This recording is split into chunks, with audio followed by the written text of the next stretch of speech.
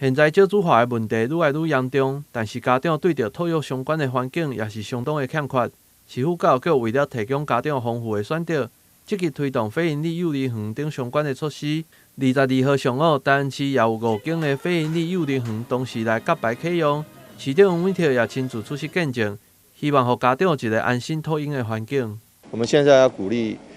年轻人多生，就要让他们好养。那非营利幼儿园从过去到现在，在这2年来，实在是已经增加了蛮多了。我们也希望说，借着在这个永康区，也是平均在台南市人口最多的一个区，也是年轻人最多的区，也是年轻父母最多的区。在这区里面，能够多设立一些非营利幼儿园，能够这个让许多年轻父母能够好生养。那对于他们的孩子也能够更容易照顾。那当然，一方面要兼顾量，一方面也要兼顾质。我们也希望说，这个整体的幼教品质能够提升。那在这一点上，市府教育局一定会跟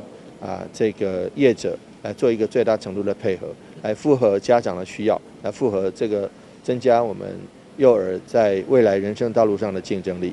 这届甲牌的5间非营利幼儿园是教育局委托无同的单位来经营。除了有优良的品质，伊也拢有无同的特色，并结合在地的文化，希望给家长有无同的选择。我们是以主题课程、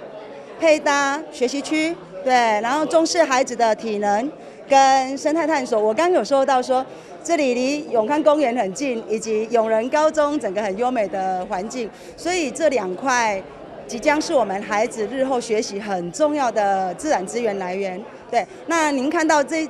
个场域是盖得非常的漂亮的新的园舍，我们也打算在这里发展我们的美感教育，增加孩子的美感力。